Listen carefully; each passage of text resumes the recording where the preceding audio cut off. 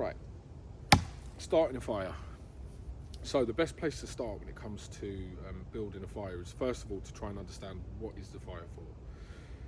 If you're having a campfire or something that's going to protect you from the cold, or you're going to be cooking, then you're going to need a lot of firewood, which will often involve cutting down trees or finding dead stand-ins and processing a lot of firewood. I'm not going to be doing that today, but there's plenty of stuff on my channel already of me doing that. But what I am going to do is just a quick tutorial on how to actually get a fire started, which is the hard part. Cutting down trees and processing firewood is the easy bit. The part that requires a little bit of knowledge and understanding of your environment is actually starting a fire. So I'm going to be using a ferro rod today. So once you've done that, the second thing you want to do is really just establish the kind of resources that you've got. So whenever you're walking into your location, you always want to sort of keep your head on the swivel and have a little bit of a look around for the kind of resources that you've got available. So in this forest, there's a lot of oak trees, which everyone knows what an oak tree looks like. There's loads scattered over here, and there's a lot of hornbeam, which are both hardwoods, and they don't offer much up in the way of kindling. They involve a lot of processing, and they're not good to actually start a fire with. You can do it, but it's quite tricky. But there are also over here, there's a lot of hazel trees, which will often have a lot of dead shoots coming up as well. So they're really, really good for kindling. Now on a nice day like this, it's been quite sunny today, so there's a lot of dry kindling around. So I'm just going to have a little bit of a walk around, see what I've got available, and then I'm just going to go through a quick demonstration on how I would start a fire today. I don't need my axe because we're not having a big fire. Sorry if the audio isn't great. I wasn't planning on doing the video today, and I haven't got my microphone with me,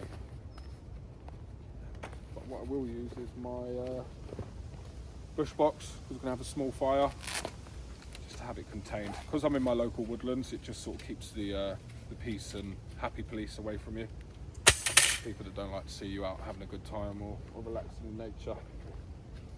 And then just got my little knife from the Bushcraft store, which is what I'll usually use if I don't need to process loads of firewood and stuff like that. So let's go and have a look. So just to demonstrate, I was just sat over there. So within probably 30-meter radius, there's loads of resources, right? If you know what you're looking for. So as mentioned, let me see if I can turn this around. This is obviously a dead oak tree, which has been dead for a long time. So it doesn't offer much up in the way of kindling or actually to start a fire. And to be honest with you, to cut that down just to have a cup of tea is probably a little bit of a overkill. But if we walk up into these hazel trees, there's usually loads of stuff in here. So already,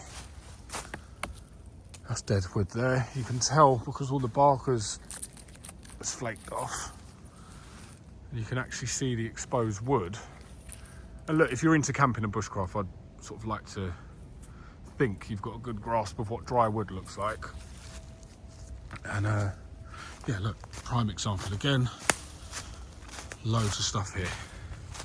So for what I'm doing today, just making a cup of tea, this stuff is absolutely perfect. You see it just snaps nice and easy.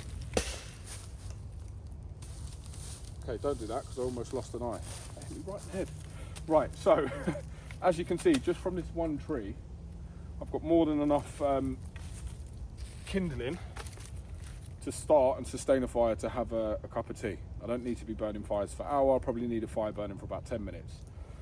So you don't need to spend hours running around cutting down trees and complicating things if you know the kind of fire that you're having, which is, like I said, just for a cup of tea today. So now that we've got our kindling, we probably won't even need to process this, because when it comes to kindling, when I first got into bushcraft and wild camping, because I was sort of excited to be out in the woods and got all your tools and your knives and things like that, I would be battening and processing every single bit of firewood just for the sake of it. But I've been doing this for a few years now, so what I'll do now, if you've got things like that that's sort of finger, thumb size, or even smaller, which I do in here somewhere, like that, You don't need to spend ages processing firewood and sort of getting it to ignite, especially when it's dry. Obviously, if it's wet, then you need to process it. So now we've got that, we'll have a little bit of a walk around and find the tinder that we're going to use. So I'll probably, just to make things easy on myself, I'll probably just find some birch bark, cut a little bit of that off, and show you how to start a fire with that, which is something that I have done on my videos before, but today I thought I'd try out doing a tutorial and actually break things down a little bit for you. So let's go and have a look. Again, apologies for the audio if you can't hear me. I left my microphone at home. Hopefully, do. So when you're peeling this stuff off, I'll show you in a second when I come closer to the camera. You want to try and just get the outer bark. You don't want all of this on there because it's usually wet and it's not flammable. This, however, I'll show you. This actual birch bark, when it's nice and thin like that, even if that's wet, which this is, it will still burn.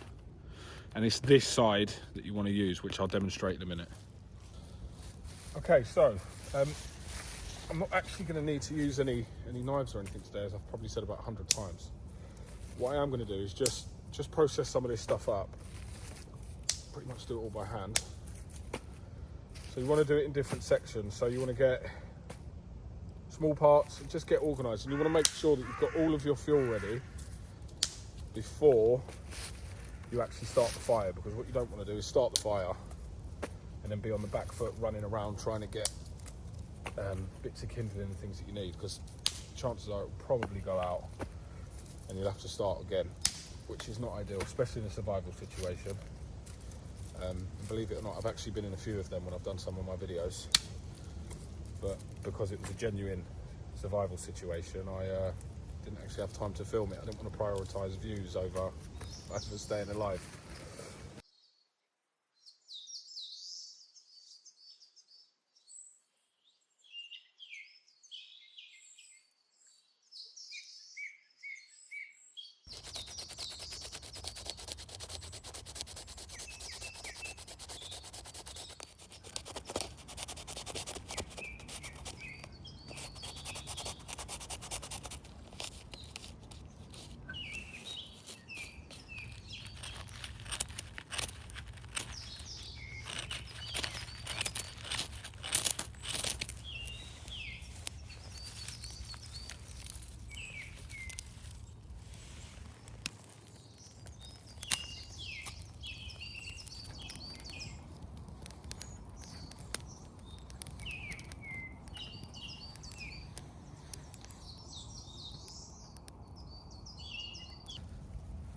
And there we have it, guys.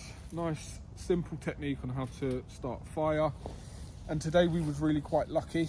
Well, I wouldn't say we was lucky, we knew what we was looking for, but nature provided all of our kindling for us, so it involved no processing at all, other than obviously snapping it by hand. You won't always find yourself in that situation. There will be times where you'll need to process firewood, even if you are in a forest like this, because if it's been really, really wet, a lot of this smaller kindling will be saturated anyway. So at that point you do need to start processing firewood. So if you want to see a video of me teaching you how to do that, how to batten, how to feather stick, and how to process firewood like that, please let me know in the comments.